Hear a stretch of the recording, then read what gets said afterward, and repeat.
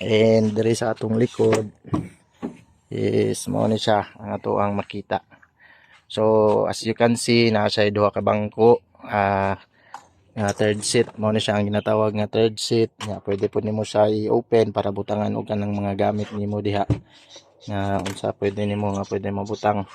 Same po din siya diri sa pikas.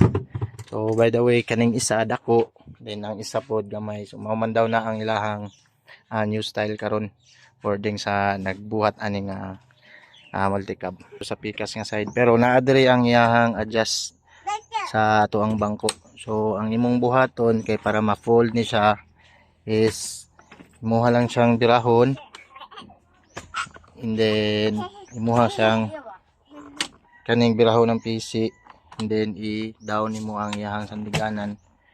Unya naap ni siya lock diri. Imuha gyud siyang birahon para angat. So ana na siya.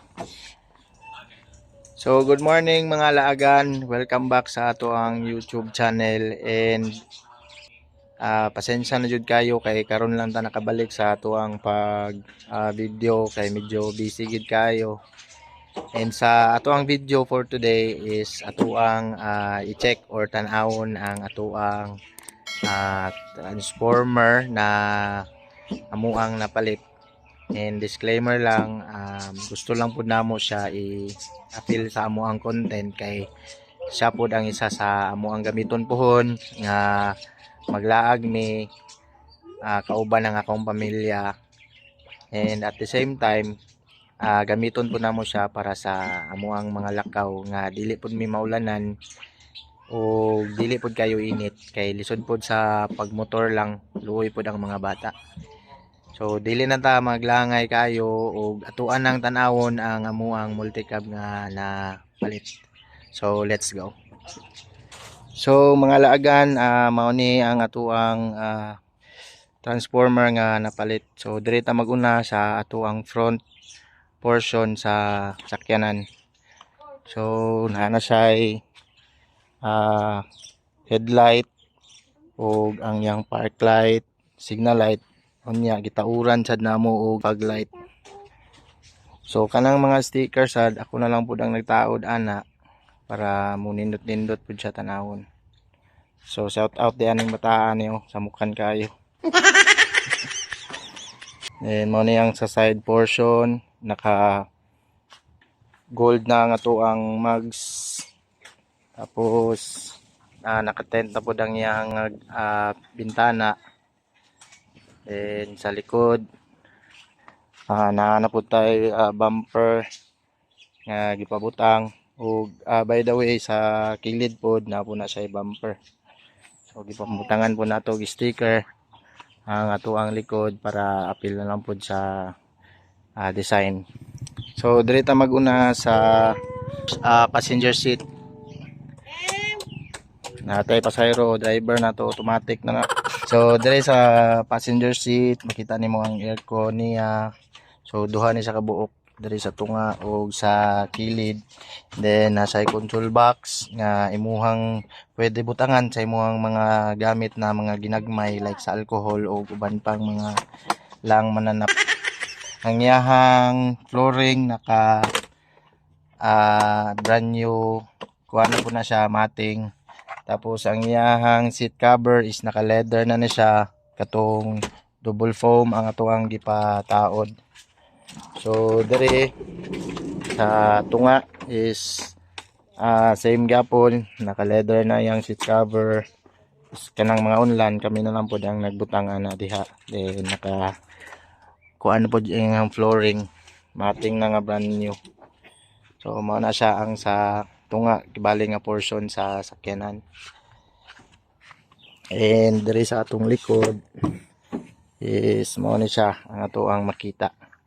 So as you can see, nasa duha ka bangko, nga third seat. Mao ni siya ang ginatawag nga third seat. Nga pwede po nimo siya i-open para butangan og kanang mga gamit nimo diha.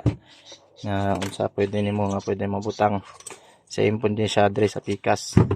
So by the way, kaning isa dako, then ang isa pod gamay. So mao man daw na ang ilahang new style karon boarding sa nagbuhat ani nga multicab. Tapos ang atuwa lang po dahil kuan kaning sa ceiling naka foam na pud siya. Baga gipabuhatan po nato og kining foam na cover para dili kayo sa init. Okay, so sa pikas ang i-open. So diri sa pikas na side, same nga po nimo makita dito sa pikas nga side, pero naa diri ang iyahang adjust sa tuang bangko. So ang imong buhaton kay para ma-fold ni siya is imuha lang siyang dirahon, and then imuha siyang kaning birahon ng PC, and then i-down nimo ang iyahang sandiganan. Unya na ni siya lock diri. Ngayon mo hagapon siyang birahon para angat. So ana na siya. And then makita po nimo diri ang iyahang mga tools katong para sa mga pagtanggal sa ligid. Na diri po sa sulod. Ug ang iyahang jack na po sa sulod.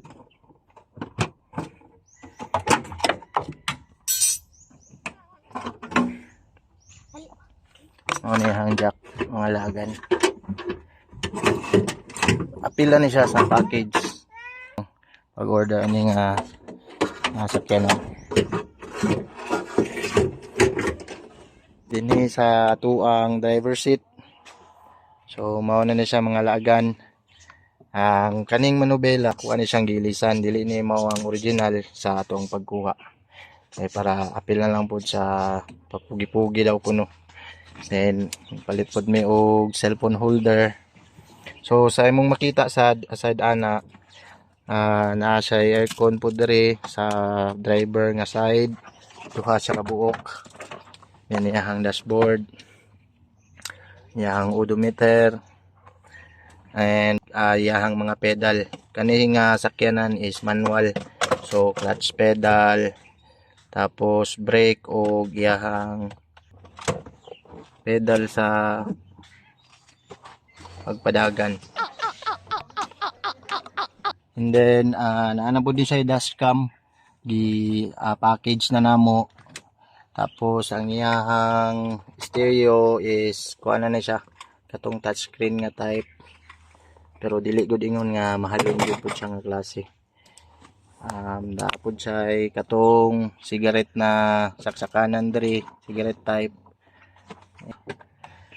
So mao ni siya handbrake, then tanganan sa imong mga kuan limnon like tubig or mga soft drinks kung nagainom ka while naga-drive. So sa karon mao lang sa siguro to ang ako ang ma-share sa inyo ha. And add-on lang ang iyang susi na po dahil sa remote. So pwede nimo siyang i-remote kung mag-lock ka or mag-open ka sa imong sakyanan. So okay na siya mga laagan, maski ngunani ra ni siya kagamay, gamit lang yapon siya pang pamilya nga mga service.